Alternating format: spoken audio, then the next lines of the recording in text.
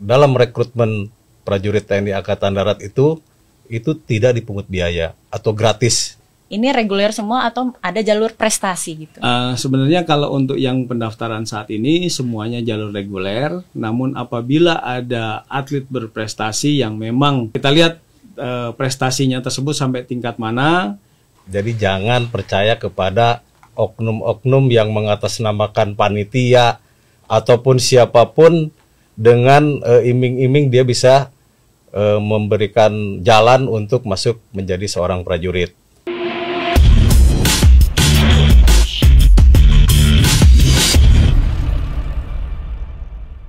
Halo Sobat Kartika Podcast TNI Angkatan Darat. Di episode kali ini kita akan membahas tentang penerimaan prajurit TNI Angkatan Darat atau biasa disebut dengan WERVING. Apakah dalam persyaratan masih sama atau betul-betul ada perubahan? Untuk itu kita akan membahasnya bersama dengan narasumber saya, yaitu Waaspers Bidang Binpers dan juga Kadis Minpersat. Selamat datang Bapak izin. Terima kasih Mbak. Siap.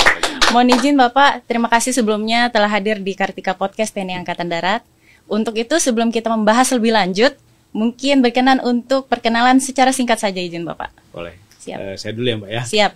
Baik, rekan-rekan Kartika Podcast, perkenalkan nama saya Brigjen TNI Ade Roni Wijaya. Saya Waaspers Kasat bidang Renbinpers yang membidangi tentang kegiatan WERVING ini, kebetulan salah satunya di mana kegiatan WERVING ini adalah salah satu tugas dari staf Rendiaga dari staf Binpers. Demikian Mbak. Siap. Baik, mohon izin mungkin untuk Kadis Minpersat izin. Ya. Ini termasuk jabatan yang baru dalam Orgas TNI Angkatan Darat, betul ya Bapak? Ya, mungkin bisa dikenalkan sedikit secara singkat. Baik, terima kasih pemirsa. Saya memperkenalkan diri. Nama saya Brigadir Jenderal TNI Edi Budiman. Kebetulan saya sekarang menjabat sebagai Kadis Minpersat. Jadi Kadis Minpersat ini singkatan dari Kepala Dinas Administrasi Personalia TNI Angkatan Darat. Ini adalah orgas baru sebagai kepanjangan tangannya nanti dari Spersat. Nah, berkedudukan langsung di bawah Bapak Kasat. Untuk supervisinya kami adalah supervisi dari Spersat. Demikian.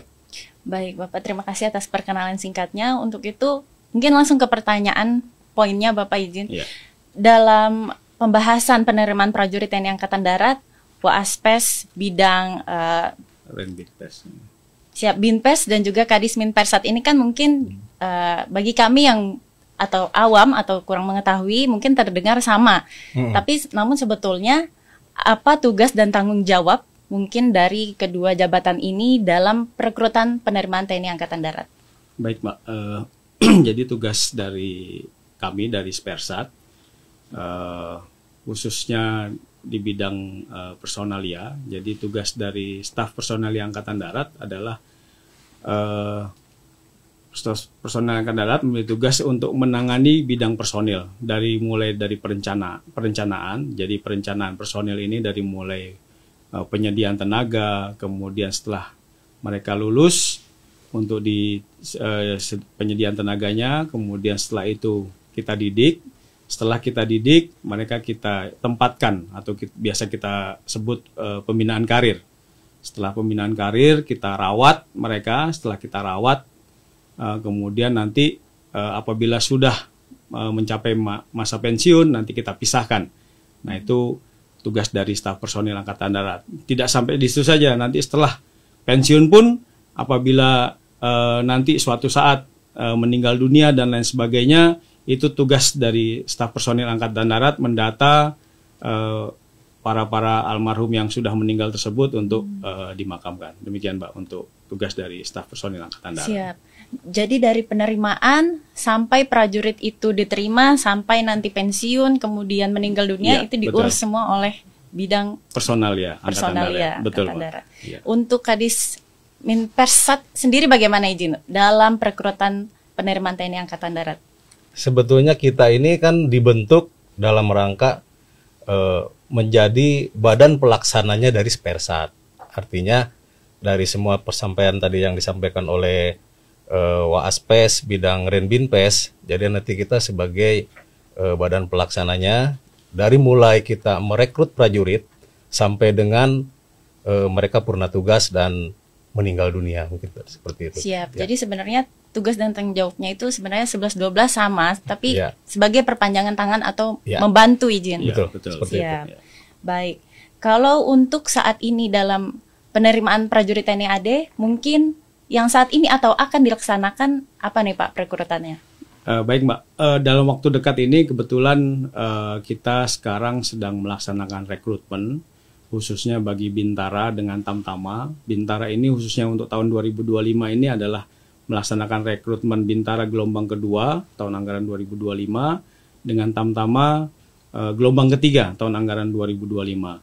Ini saat ini sudah mulai pelaksanaan pendaftaran untuk Bintara ini sampai dengan tanggal 10 Oktober besok ini terakhir pelaksanaan validasi. Jadi diharapkan para calon untuk segera mendaftarkan diri karena memang kita bekerja dengan waktu karena saat ini mekanisme pendaftaran, jadi begitu mendaftar, validasi, langsung pelaksanaan seleksi. Jadi tidak menunggu validasi semua selesai, baru mereka melaksanakan seleksi, tidak, tapi makin cepat mereka memvalidasi, makin cepat juga mereka melaksanakan seleksi. Jadi untuk yang Bintara kita dahulukan, kenapa? Karena memang waktu pendidikan mereka lebih lama. Jadi setelah Bintara nanti seleksi dilanjutkan dengan Tamtama.